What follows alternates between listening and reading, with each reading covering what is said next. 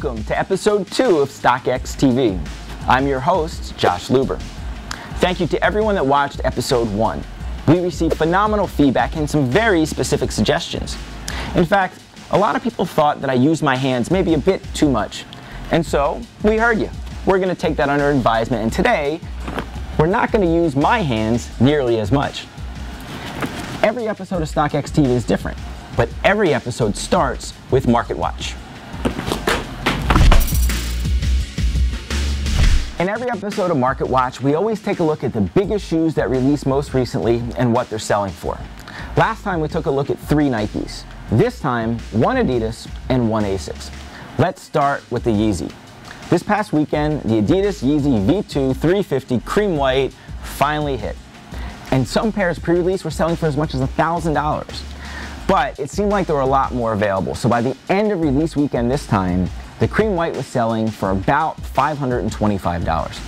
When you compare this to the other 8 V2s that have come out, it's nowhere near the most expensive. The Zebra at about $1,300 is definitely the most expensive.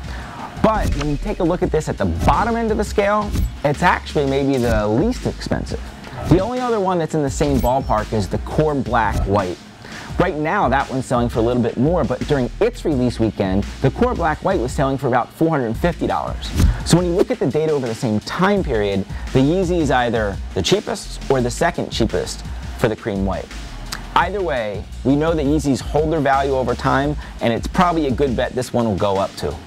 Now let's go to our second shoe of Market Watch, the first ASIC to show up anywhere on StockX TV.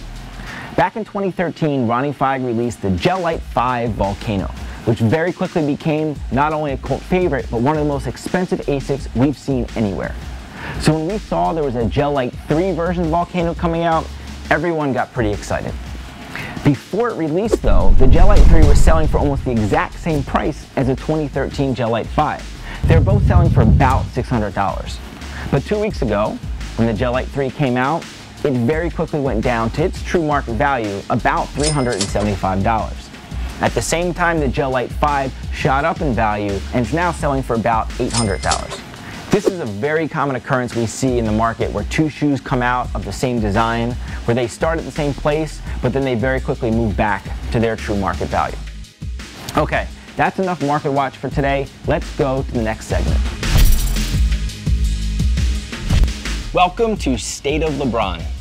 Periodically, we take a look at how the sneaker brands leverage the resale market for their own benefit. Nike, Adidas, Jordan. Why do they make limited shoes? And why do they care that it sells for so much on the secondary market? With the LeBron line, Nike used to have a limited strategy, but they moved away from it for a while. The best example of this is the LeBron 9. Released in 2011, 2012, there were about 35 LeBron 9s released, and about a third of them were very limited, very rare, and sold for a lot of money. As a result, the other 2/3 also sold out, or sold for a small premium on the secondary market, even if it was just $20, $30, and the whole model was something that sneakerheads followed.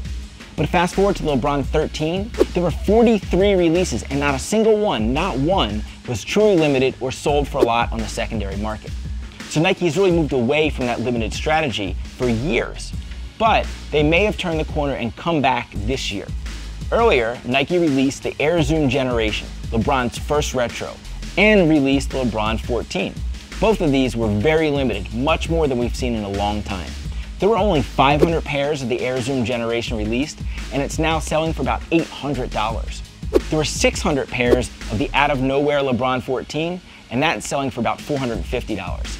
These are big resale prices for LeBrons. The last time we had a pair that sold for $800 was the LeBron 8 South Beach, and that was a while ago.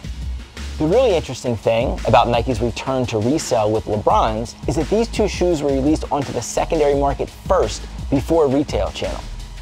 These 2 shoes were released on StockX in a sneaker box made out of wood from the Cavs Championship Court, and including an actual Cavs Championship ring in a package that we called the Cavs Court SPO.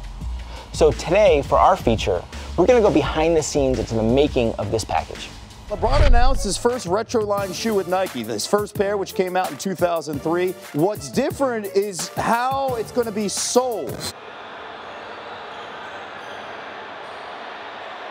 Iguodala to Curry, back to Iguodala, up for the layup. Oh, blocked by James. And Irving puts it up. It's good. It's over. It's over. Cleveland is a city of champions once again.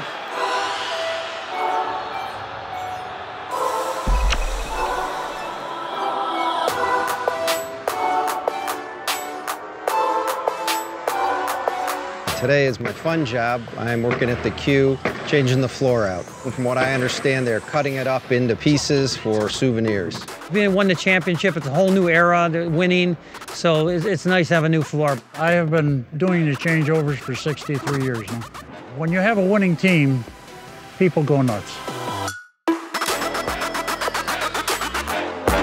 Here you start to realize that you're getting close to a championship and that you're actually a little bit part of it. Got a voicemail about 6 weeks ago, said, come on down, we need you to get sized for your championship ring. Dan Gilbert is getting a ring for everyone in the building, which is very nice. It only took 60 years, what the heck?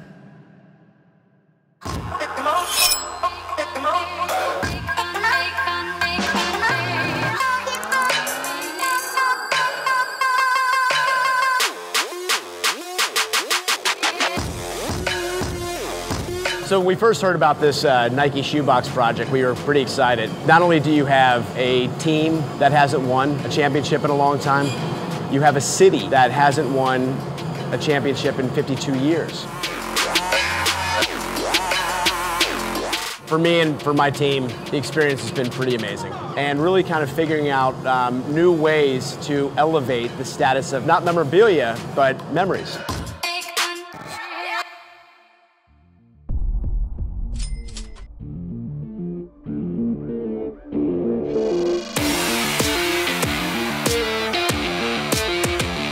The main thing championship rings exemplify is memories. When you win a championship, it's exciting. It's still pretty fresh when you get your ring, but 5 years, 10 years, 20 years down the road, those memories come flooding back to them every time they put their ring on.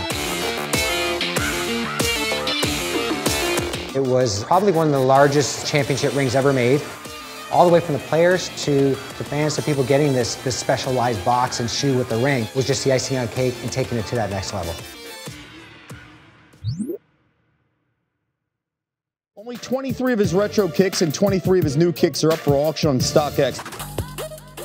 Actual piece of the Cavaliers floor is Christmas morning. Okay, this goes back to LeBron's originals. Now, the bidding had started, as I mentioned, Friday. They're up to $8,000, the highest bid. The lowest bid to win is at $3,500 right now. You got to be in the top 23. Yes, to get it, because only 23 of these have been made. All right, that wraps up episode 2 of StockX TV. Hope you enjoyed behind the scenes of the Cavs Court SPO. There were 46 packages sold, and they went for an average of $6,000 each. We raised almost $100,000 for charity, but fortunately, we held on to one package, which we're gonna give away. So stay tuned for information on how you can win it. On the next episode, we're gonna start our 7-part docu-series Into the Fun Police. Where did they get those yellow jackets? And why were they so opposed to fun?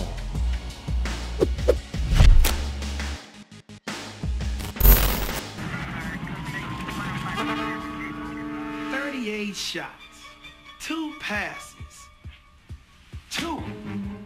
Man, you ain't even letting the ground touch the ball.